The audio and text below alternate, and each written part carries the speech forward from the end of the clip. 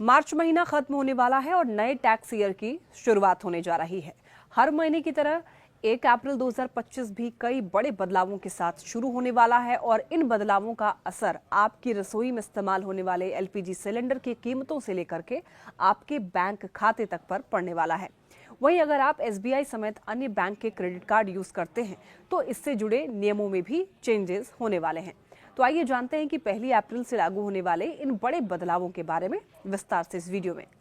देखिए, हर महीने की 1 तारीख को ऑयल एंड गैस डिस्ट्रीब्यूशन कंपनियां एलपीजी सिलेंडर की कीमतों में संशोधन करती हैं और 1 अप्रैल 2025 को भी इनमें बदलाव देखने को मिल सकता है। बीते कुछ समय में जहां 19 किलोग्राम वाला एलपीजी सिलेंडर की कीमतों घट बढ़ देखने को मिल रही है, तो वहीं लंबे समय से रसोई गैस सिलेंडर की कीमतें जो हैं यथावत बनी हुई हैं। ऐसे में नए वित्त वर्षों की शुरुआत के साथ ही लोगों को 14 किलोग्राम वाले सिलेंडर की कीमतों में राहत भरे बदलाव की उम्मीद है। इसके अलावा सीएनजी और पीएनजी की कीमतों के अलावा एयर टरबाइन फ्यूल यानी कि एटीएफ के भाव में भी संशोधन किया जाता है और 1 अप्रैल 2025 को इनमें बदलाव देखने को मिल सकता है।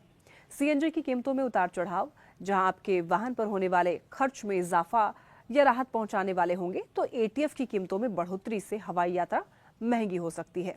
1 अप्रैल 2025 से क्रेडिट कार्ड के नियमों में भी बदलाव हो रहा है, जो इन पर मिलने वाले रिवॉर्ड से लेकर के अन्य सुविधाओं पर असर डालेंगे।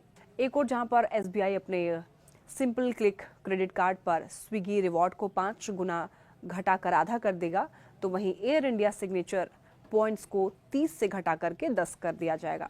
और इसके अलावा IDFC first bank club Vistara milestone के फायदे जो है बंद करने वाला है। अप्रैल महीने की 1 तारीख से भारतीय स्टेट बैंक और पंजाब नेशनल बैंक समेत अन्य कई बैंक ग्राहकों के सेविंग अकाउंट में मिनिमम बैलेंस से जुड़े हुए नियम संशोधित करने जा रहा है। बैंक द्वारा खाता धारक के मिनिमम बैलेंस के लिए सेक्टर वाइज आधार पर नई लिमिट तय होगी और न्यूनतम बैलेंस खाते में न होने की स्थिति में फाइन लगाया जा सकता है।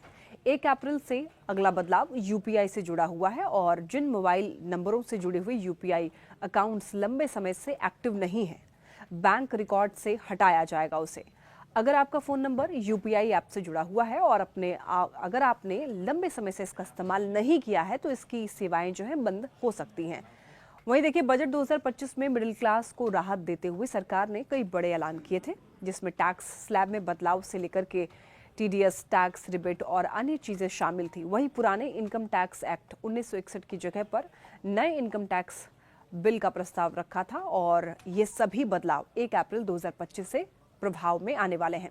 नए टैक्स स्लैब के तहत सालाना 12 लाख रुपए तक कमाने वाले व्यक्तियों को टैक्स का भुगतान करने से छूट दी जाएगी।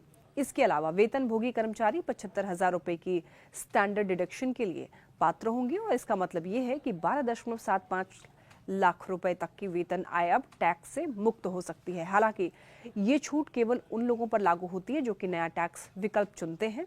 इसके अलावा सोर्स पर टैक्स कटौती यानी कि टीडीएस सोर्स पर टैक्स कटौती विनियमों को भी अपडेट किया गया है, जिसमें अनावश्यक कटौती को कम करने और टैक्स पेयर्स के लिए कैश फ्लो में सुधार करने के लिए विभिन्न वर्गों में सीमा बढ़ाई गई है।